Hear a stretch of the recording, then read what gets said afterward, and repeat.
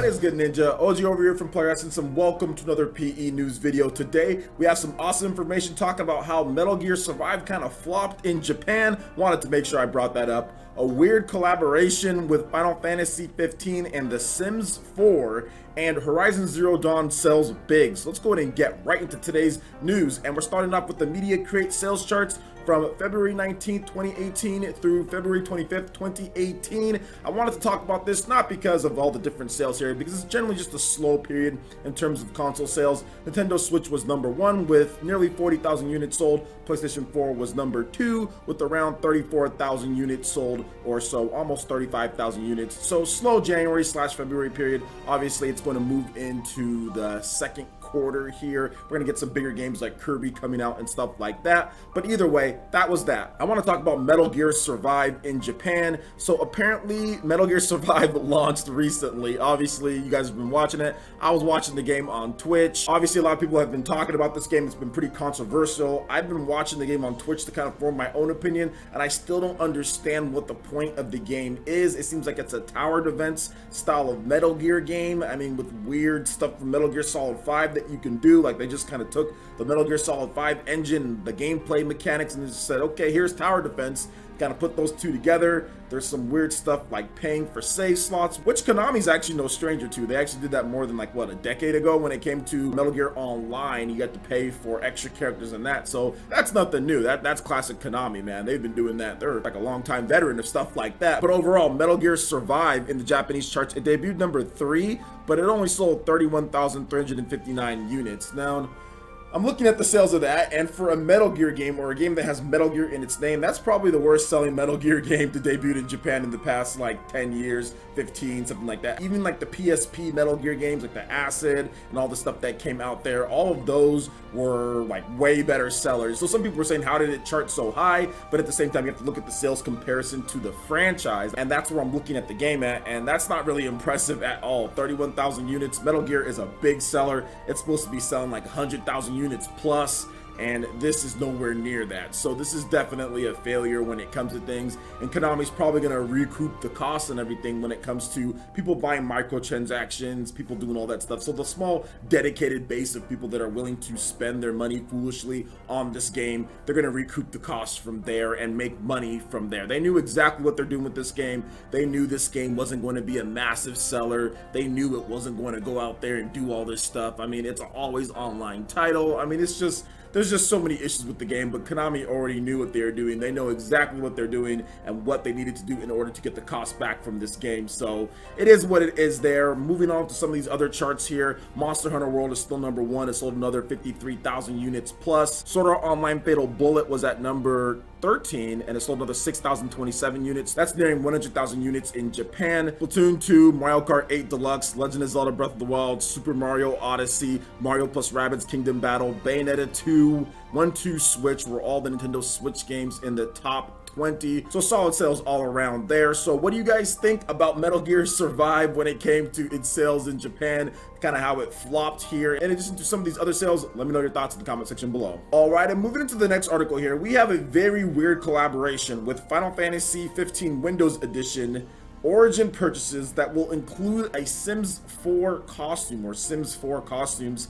This is the Lima suit and Bob costumes. So I have no idea what those are. I don't play The Sims 4 because Sims is EA, so I stay away from that. So let's get into this article here. So users who purchased Final Fantasy 15 Windows Edition via Origin from March 6th to May 1st will receive a unique Sim-themed outfit featuring the Sims 4 Lima suit, and I'm probably saying that wrong, and Pumbob for use by Noctis in the single-player campaign, and for player avatars and multiplayer, Square Enix has announced. Now, users who pre-order the game from Origin will also receive the bonus Final Fantasy 15 decal selection, which contains an array of colorful decals for the Regalia card celebrating Gladios, Prompto, and Ignis, as well as the men and women of the King's Glaive. On the reverse, users who own The Sims 4 will be able to download a special Crowned Prince Noctis Louis Kellium outfit for their avatars to celebrate the launch of Final Fantasy 15 Windows Edition.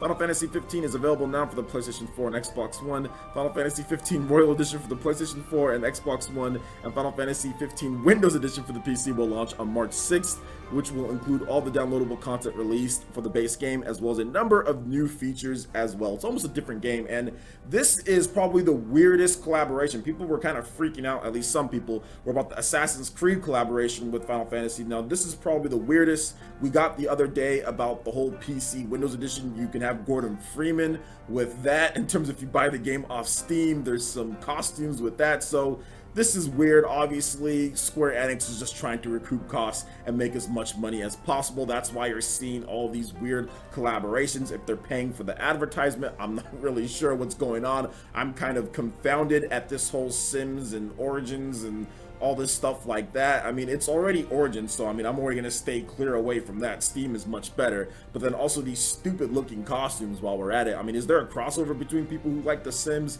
and Final Fantasy? I mean, maybe, but I guess it's just a bonus, so it's not something that you have to download, I guess, or you have to use. So I'm not gonna hate on it for that. I'm just saying it just seems like a really weird collaboration, but at the same time, I can understand there's some business going on there. There's some extra perks, and they're just trying to attract some people who maybe normally wouldn't be looking at it in that way. So it is what it is there, guys. So what do you guys think about the Final Fantasy 15 Origin purchases, including The Sims 4, plus the whole Gordon Freeman thing like I talked about with PC, and Final Fantasy 15 Windows Edition, and all of that, the Royal Edition? Let me know your thoughts in the comment section below. All right, and moving into the final article here, we got some amazing sales news for Horizon Zero Dawn on the PlayStation 4, as worldwide sales have topped 7.6 million units. Now, this is the best-selling new first-party franchise on the PlayStation 4. So total worldwide sales for Horizon Zero Dawn have surpassed 7.6 million units, making it the best-selling first-party franchise for the PlayStation 4. Sony Interactive Entertainment has announced. Now, Horizon Zero Dawn first launched for the PS4 back on February 28th, so right around a year here, anniversary,